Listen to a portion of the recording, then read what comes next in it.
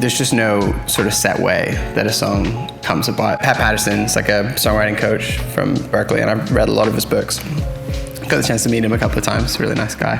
And he talks about songs being pearls at the bottom of an ocean. The first time you dive, you might not find any pearls. Second time, you might not find anything. But eventually, if you keep diving, you're going to find a pearl. And you, over time, will start to learn where the pearls are. And so I think with songwriting, so much of it is just, it's diving. But you're kind of just out there in the abyss, trying to find something of worth and value. And so sometimes that is a lyric or like a word. I mean, very often for me, it's a word. Or sometimes it's a melody, or sometimes it's a track. And so practically speaking, I'll have a list of titles or thoughts or words in my phone at any given time. And I'll just occasionally, when I'm looking for something, I'll go digging through them.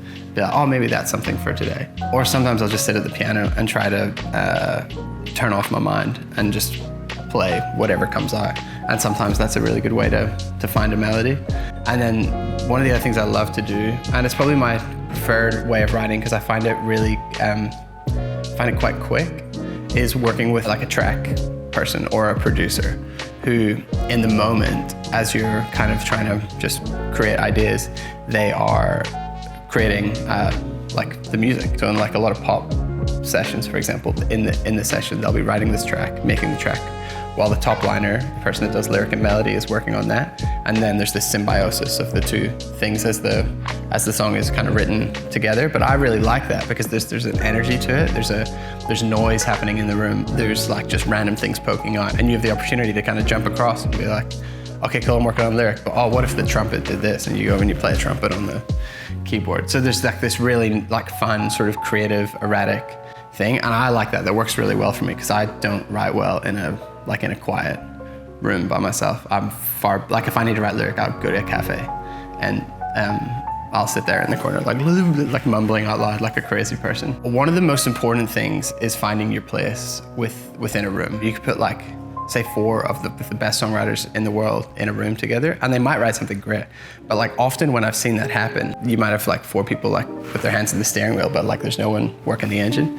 The best sessions, I think, are where you got those people, but they let someone be captain. Just have someone like just throwing ideas all day long. And then you'd have like a catcher. So somebody kind of being like, okay, well that was terrible, but oh, that's a good idea.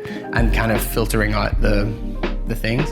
And then honestly, like a really helpful tool in songwriting sessions is especially if you're sitting there and you don't feel like you're contributing anything of worth, just contribute like energy and like good vibes. In our church, we have the privilege of having like a couple, Robert and Amanda, who they read all the lyrics, they go through them with us, and they kind of make sure that we're on track. So that is really helpful, and I would recommend that to any churches. But with that, you're kind of submitting a level of creative control, which I think is probably unattractive to most songwriters. But what I have found is I'd say like on 90% of the songs is that they actually end up being better because they force you to go back in and try again on something and find a better way to say something. And I'm grateful for that. I think the idea of understanding God has to be like an infinitely impossible task, otherwise he wouldn't be God. But I think being continually on that pursuit is probably helpful because then you're reading stuff, you're listening to stuff, fleshing out these thoughts that are going through my mind about God and trying to understand him, trying to unpack him through like the medium I have to do that, which is music.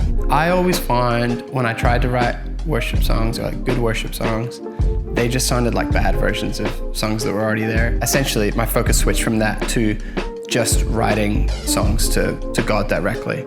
And my focus became, well, if nobody ever sings these, nobody cares about them, like that's okay. Because kind of for me, trying to, as I was saying, unpack like a lot of what's going on inside me. And then ultimately it's for God and I hope he likes it. And then practically, I think also just actually like studying songwriting is really helpful, I think. Like reading books, like this great book that I said about Pat Patterson earlier, but Writing Better Lyrics, I think is a really good starting place for anyone. Once you kind of get it in your head, it makes it so much easier because it's kind of like driving a car. Like when you're getting lessons at first. Like, you're thinking about everything, you're worried you're gonna crash. There's like, it's really awkward. And I think with some of this stuff, like when you start learning about writing songs, it feels really awkward. Like it's like you messed up your whole mojo.